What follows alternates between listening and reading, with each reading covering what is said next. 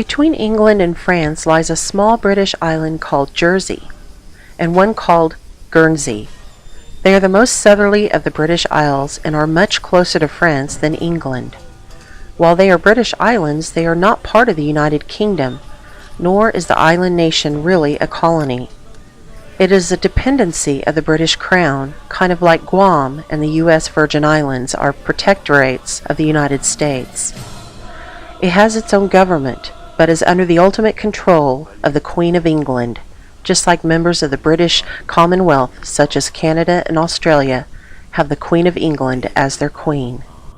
Measuring only 9 miles by 5 miles and with a population of about 90,000, the tiny Jersey Island has been the center of an investigation into child abuse, torture, and murder, which exposes the island's connection to a global conspiracy of satanic ritual abuse and cover-up. Since Napoleonic times, Jersey has been one of the world's centers for dirty money. It has 55 banks, over 33,000 registered companies, and more than $300 billion deposited in the island at any one time. Much of the money comes from the world's ruling elite, mafias, and intelligence agencies. They put their money in Jersey for the anonymity and low tax rate. The abuse investigation started in 2006 and focused mostly on a 150-year-old facility called Halte de la Garenne, or Forest Heights. Locals call the facility Colditz. From 1867 to 1986, it was a detention facility for homeless, delinquent, and at-risk children, except for a period when it was occupied by the Germans in World War II. Until 2006, and the more than 100 years of widespread abuse of children in Jersey, very few of the abusers were prosecuted.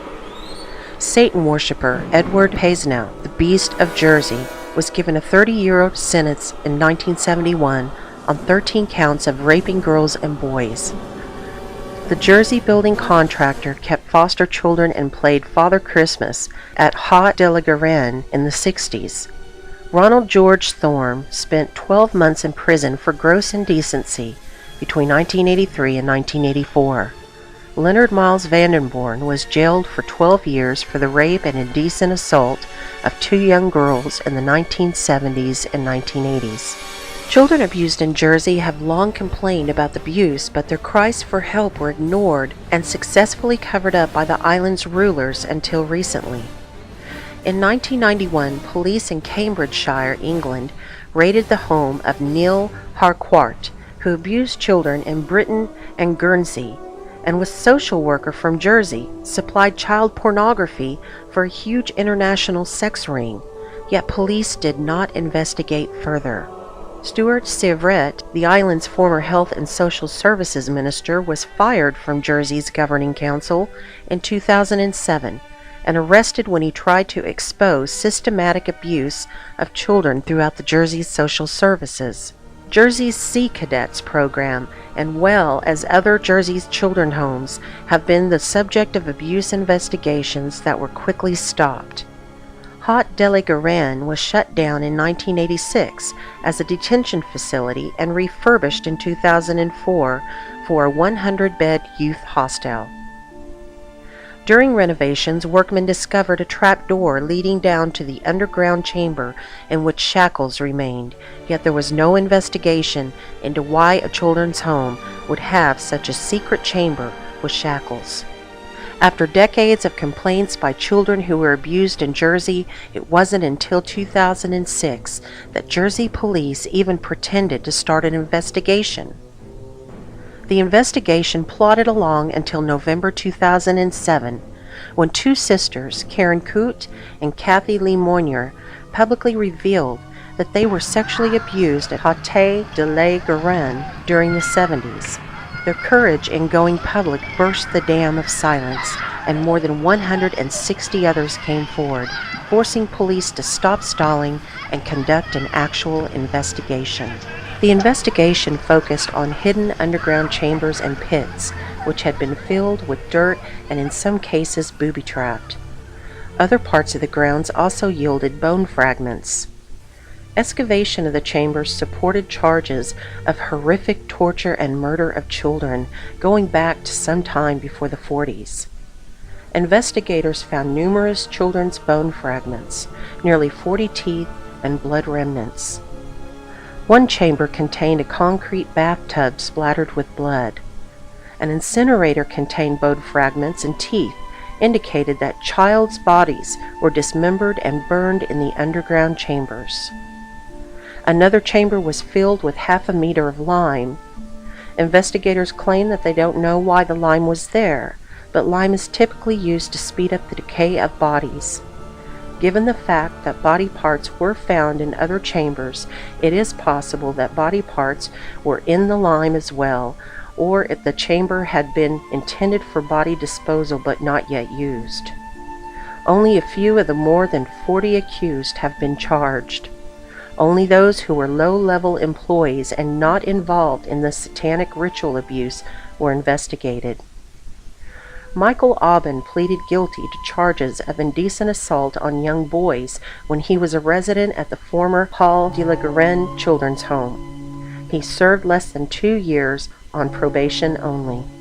Claude James Donnelly was found guilty of nearly 24 charges of indecent assault and rape on girls in Jersey and sentenced to 15 years. Gordon Clon Wateridge was convicted of 8 counts of indecent assault against 3 females and 1 count of assault against a male and sentenced to 2 years. Morag Louise Jordan and Anthony Jordan, who worked at Hall de la Garenne in the 1970s and 80s, were charged with 49 counts of assaulting children in 2010 and were convicted of only 8 counts. In January 2011, Anthony was sentenced to 9 months and Morag was given 6 months in prison. Despite the fact that police had 1,776 statements from 192 victims identifying 151 abusers, only the 7 low-level staff were charged.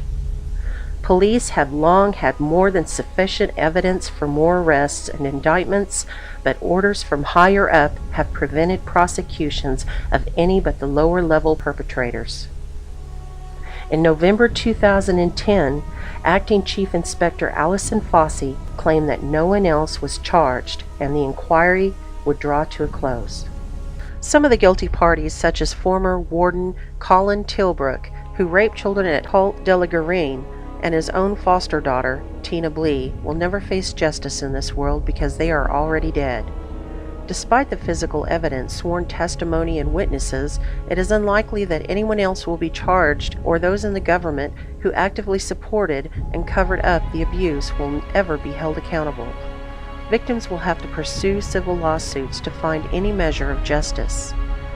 Deputy Chief Officer Lenny Harper, who headed up the investigation, faced sustained obstruction from fellow policemen as well as threats from members of Jersey's government and prominent citizens. He had to bring in police from the UK to assist in the investigation due to the lack of cooperation from local police and government officials. Some of the officials in Jersey or Britain who tried to obstruct, derail, or who opposed the investigation include Frank Walker, who was Jersey's Chief Minister, Philip Bielacki, Jersey's Chief Judge and Attorney General, David Warkup, Jersey's Deputy Police Chief, Ben Shitton, Jersey's Minister for Child Welfare, and Jack Straw, British MP, Home Secretary. Harper retired under death threats in 2008 and has been the repeated target of efforts to discredit him and the investigation he courageously led. The Jersey government even went so far as to issue an arrest warrant for Harper after he left the island, claiming that he was under investigation for falsifying evidence. A low-budget video was produced in 2008 by Bill Maloney and his sister, both victims of state-sponsored abuse. Bill's sister was attacked and possibly murdered for financing the video in attempts to expose the abuse she suffered. She had also pursued unsuccessfully lawsuits against the Southwark and Lambeth councils in England for the abuse she suffered while in children's homes under their control. "I've known from the start that the investigation would be flawed and stopped," end quote. Jim Brown, victim of institutional child abuse. In November 2008, the Jersey Chief Police, Graham Power, disputed the findings of investigators and desperately announced that there was absolutely no evidence that anyone was ever murdered at Haut de la Garenne. He wouldn't discuss allegations of child abuse. The British media ignored the evidence and victims and loudly proclaimed that nothing really happened at Haut de la Garenne. Organized abuse of children in state care is all too common and often associated with satanic ritual abuse and mind control programs. While not all pedophiles or child abusers are Satan worshippers, when such abuse is institutionalized and protected, such as it was in Jersey, it is usually part of a larger organized program, and the people who willingly engage in institutional abuse of children can only be described as evil. Jersey is a British island close to France. British and French culture, and many others, have a long history of institutional abuse of children, and the abuse continues today. People in positions of power either engage in the abuse and support it, and are usually able to protect the guilty parties. Anyone who doubts the notion that Jersey is an island run by Satanists only needs to drive around the island and see the statues in the front yards and gardens, which are blatantly satanic. One garden has a 12-foot-high statue of Satan only a mile from Haut de la Garenne, in the front yard of a prominent citizen there, where pedophile statues photographed depicting sex acts between adults and very young children. It would be illegal to publish photos of the statue here, yet in Jersey, having pedophile statues in one's front yard is perfectly acceptable. Jersey also has no sex offender registry and almost never prosecutes those distributing child pornography or molesting children. The facts clearly demonstrate that the Jersey government and ruling class actively support pedophilia. Jersey is a crown island and technically owned by the Queen of England. When a BBC television program covered the investigation at Haut de la Garenne and attempted to interview Frank Walker, the Jersey Chief Minister, the Queen's appointed governing council of the BBC was forced by the Queen to publicly issue an apology. The fact that the BBC was forced to publicly apologize for merely good journalism connects this case all the way to the Queen. Similar cases of organized abuse can help shed light on the Jersey case cover-up. In the London borough of Islington, all of Islington's 12 children's homes were run by pedophiles from the 70s up until the early 1990s and protected by the London government and Britain's national government. Victims vigorously pursued justice and appealed to all levels of government for help, but were blocked at every turn. While government authorities continually refused to investigate despite undeniable evidence, the Evening Standard newspaper did investigate and found that many of the children's homes managers were part of an international ring that supplied children for abuse and pornography. The abuse in Islington was connected to the abuse ring in Jersey and other locations, and children were exchanged between facilities. Police in the UK and Jersey were given full details but would not investigate. One of the people instrumental in the cover-up was Margaret Hodge. She started her political career in 1973 as an Islington councillor and was council leader from 1982 through 1992. During her reign, the children's homes were engaging in wholesale abuse of children, and she did all she could to protect the operations. Not all Islington Council employees were involved in the abuse of children. Social workers Liz Davies and David Coffey resigned their jobs so they could report the abuse to authorities and demand that Scotland Yard investigate. Other Islington social workers wanted to testify but were afraid for their jobs. The exposure of the pedophile ring resulted in the conviction of only Roy Carter, who spent 7.5 years in prison for sexually abusing 7 boys and 2 girls. Scotland Yard refused to investigate further despite overwhelming evidence and persistent pleas by the former social workers and victims. It wasn't until the Evening Standard started covering the story that the public outcry forced Margaret Hodge to resign her position as council leader. But it wasn't long before she was back in a position to support the abuse of children on an even greater scale. In 2003, fully aware of Hodge's avid support of child abuse, British Prime Minister Tony Blair made Margaret Hodge his first Minister for Children in 2003. The position was created just for Hodge. Such a blatantly defiant act by Tony Blair shows unconditional support for pedophiles at the highest levels of British government and the ruling class. Hodge was further rewarded on the 27th of June 2007 when she was appointed Minister of State at the Department for Culture, Media and Sport by the new Prime Minister Gordon Brown. Hodge is Jewish and married to a politician, Sir Henry Hodge, who was made a High Court judge in 2004.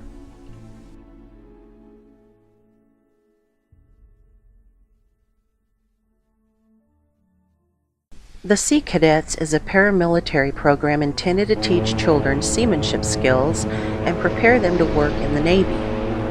For most of their history, the Sea Cadets was also a program that specialized in the sexual abuse of children. In Jersey, there were eventually convictions of some employees in the Sea Cadets program for sexually abusing children in 2006. The commanding officer of the Jersey Sea Cadets was arrested for downloading child pornography and including photos of the Sea Cadets. Some of the men convicted were closely connected with the Haute de la Garenne.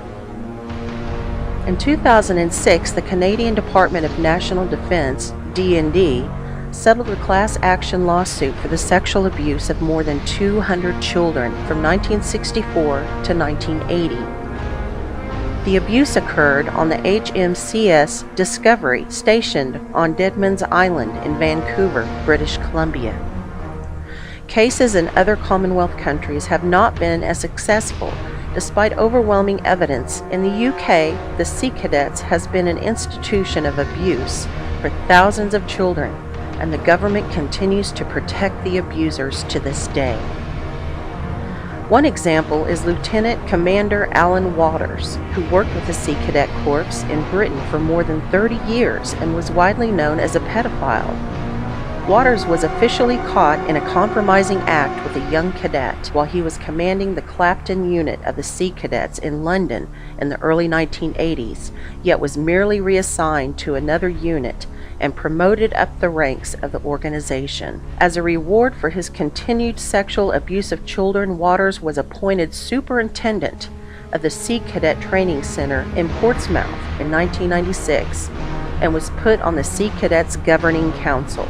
After retiring from Sea Cadets, Waters moved to India and set up an orphanage with fellow British naval pedophile Duncan Grant so they would have ready access to young children to abuse.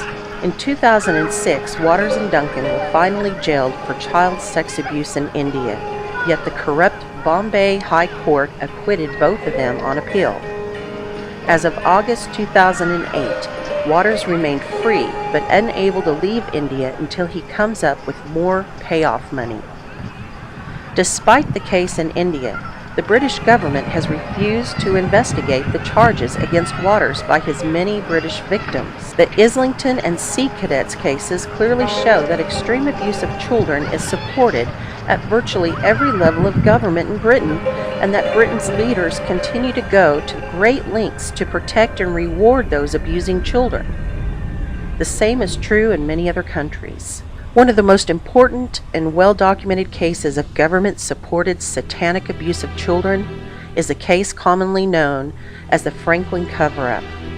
It is important because it was so carefully and professionally investigated, and the ensuing cover-up was so blatant and well-documented. The case centered around Republican Party Darling Lawrence King, who ran a child pornography and prostitution and drug ring for some very powerful people. He also ran the Franklin Credit Union in Omaha, Nebraska, and it was his involvement in the Great Savings and Loan scandal of the mid-1980s and the theft of tens of millions from the Franklin Credit Union that brought the case to light. Local police, the local newspaper, the Catholic orphanage Boys Town, and the FBI were deeply involved in the program and did all they could to block an investigation. Despite the lack of cooperation, threats, and obstruction by the guilty parties, an investigation by the Nebraska State Legislature revealed the truth about the case. However, a special grand jury sealed and destroyed the evidence. At least 15 people involved in investigating the case were murdered or died under mysterious circumstances to prevent the case from going forward. Witnesses were threatened, disappeared, or imprisoned for perjury by the court rotten to the core. Former director of the CIA, William Colby, was a consultant on the case, and he claimed that those involved were at the highest levels. He was in a good position to know, as he had run some of the government's mind control, torture, and murder programs. He was ultimately suicided for his involvement in the case and betrayal of the ruling satanic elite. Some of the names that surfaced during the investigation include Ronald Reagan, George Bush, and Warren Buffett. The case also involved mind control programs, the Monarch program, run by the CIA and other organizations. The lead investigator on the case was Nebraska Senator John DeCamp, and he wrote a book entitled The Franklin Cover-Up that is a must-read for every American. In the 1980s, children attending a daycare center at the Presidio Army-based Child Development Center near San Francisco were subjected to ritual satanic sexual abuse. On August 14, 1987, San Francisco police raided the home of a career Army intelligence colonel, Michael Aquino, and his wife, Lilith. Police confiscated 38 videotapes, photo negatives, and other evidence proving that the home has been the hub of a satanic pedophile ring operating in and around U.S. military bases. The abused children showed physical signs of sexual abuse, and many had contracted venereal diseases. On April 22, 1989, the U.S. Army sent letters to the parents of at least 56 of the children believed to have been victims, urging them to have their children tested for HIV. In addition to the Aquinos, Baptist minister Gary Hambright was one of the abusers. He was indicted on September 1987 on charges that he committed lewd and lascivious acts with children ranging from 3 to 7 years old. However, the charges were dropped by the U.S. Attorney Joseph Rosanello, despite the fact that the evidence was overwhelming and irrefutable. U.S. District Court Judge William Schwartzer simply refused to allow the admission of most of the evidence. The Army admitted that there was substantial evidence against Aquino, but they also refused to prosecute him or anyone else for the abuse of the children. They also refused to take away Aquino's high-level security clearances after his involvement in the satanic abuse of young children was exposed. The U.S. military has no issues with child abuse or Satanism within its ranks and has covered up similar cases at numerous other bases, including West Point. Michael Aquino has long been an admitted Satanist. He is founder of the Satanic Temple of Set and was responsible for getting Satanism accepted as an official religion in the military. He was close friends with Ronald and Nancy Reagan and performed satanic rituals at the White House while the Reagans were in power. Aquino was also actively involved in PSYOP mind control for the U.S. military. Aquino co-wrote an article for the military entitled From PSYOP to Mind War, The Psychology of Victory, which supported some of the ideas published in the New Mental Battlefield, a 1980 military review article by likely Satanist and mind control specialist John Alexander. Aquino is untouchable because of his deep involvement with Satanism and the U.S. military. If he were ever to be indicted, he would pose a serious threat to many people in the highest levels of power. On Thursday, February 5, 1987, police in Tallahassee, Florida received a phone tip of some suspicious men with children in a park. The police found 2 men in the care of 6 young children who appeared to be very neglected. The men were dressed in suits and ties and claimed that they both were the children's teachers and that all were en route to Mexico to establish a school for brilliant children. Michael Houlihan and Douglas Ammerman, both from Washington, D.C., were arrested on suspicion of child abuse and the children put into the care of social services. The children had been treated as animals and were unaware of the functions and purpose of the telephones, televisions, and toilets, and claimed they were not allowed to live indoors and were only given food as a reward. U.S. Customs was alerted due to the possibility of child pornography. Customs matched the address given by the men to an uninvestigated complaint involving a satanic cult known as the Finders, which operated various businesses out of a warehouse located at 1307 4th Street Northeast and were supposed to be housing children at 3918 3920 West Street Northwest. The information Customs had received from an informant was specific in describing blood rituals as sexual orgies involving children and as yet unsolved murder in which the Finders may be involved. With the information provided by the informant, Customs was able to match some of the children in Tallahassee with names of children known alleged to be in the custody of the Finders, and the men were matched to known employees of the Finders. The arrest in Tallahassee prompted Customs to actually launch an investigation and raid the Finders' property. There they found several computers, printers, and numerous documents. Cursory examination of the documents revealed detailed instructions for obtaining children for unspecified purposes. The instructions included the impregnation of female members of the community, known as the Finders, purchasing children, trading, and kidnapping. There were telex messages using MCI account numbers between the computer terminal believed to be located in the same room, and others located across the country and in foreign locations.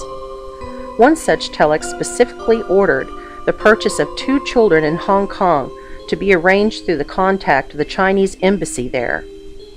Another telex expressed interest in bank secrecy situations. Other documents identified interest in high-tech transfers to the United Kingdom, numerous properties under the control of the Finders, a keen interest in terrorism, explosives, and the evasion of law enforcement. Also found in the computer room was a detailed summary of the events surrounding the arrest and taken into custody of the 2 adults and 6 children in Tallahassee the previous night. There were also a set of instructions which appeared to be a broadcast via a computer network, which advised the participants to move the children and keep them moving through different jurisdictions, and instructions on how to avoid police attention. A photo album contained a series of photos of adults and children dressed in white sheets participating in a blood ritual. The ritual centered around the execution of at least 2 goats. The photos portrayed this execution, disembowelment, skinning, and dismemberment of the goats at the hands of the children. This included the removal of the testes of a male goat, the discovery of a female goat's womb and the baby goats inside the womb, and the presentation of a goat's head to one of the children. Report by U.S. Customs Special Agent Raymond J. Martinez. U.S. Customs agents brought the local Washington, D.C. Metro Police and FBI into the case. The passport numbers of suspects were given to the State Department, but they claimed there was no evidence or illegal activity. The FBI classified the evidence as secret and closed their case. They informed the D.C. police that the case was a CIA internal matter and ordered D.C. police not to advise the FBI Washington field office of anything that had transpired. Case closed. The U.S. Customs report concludes, with no further information will be available. No further action will be taken. The evidence that did manage to survive is the official U.S. Customs report, although the original scan of the document seems to have vanished from the internet. Articles were published about the case in the New York Times, Washington Post, and U.S. News and World Report for the purpose of damage control and not as a result of any investigative journalism. The Finders case is an obvious example of the CIA's global program that includes satanic ritual abuse, animal sacrifice, murder, breeding of children, abduction of children, mind control, and blackmail. When considered with the other case, it becomes apparent that an evil force permeates many government agencies and the ruling families. These sinister forces are beyond the reach of justice and continue to prey upon humanity.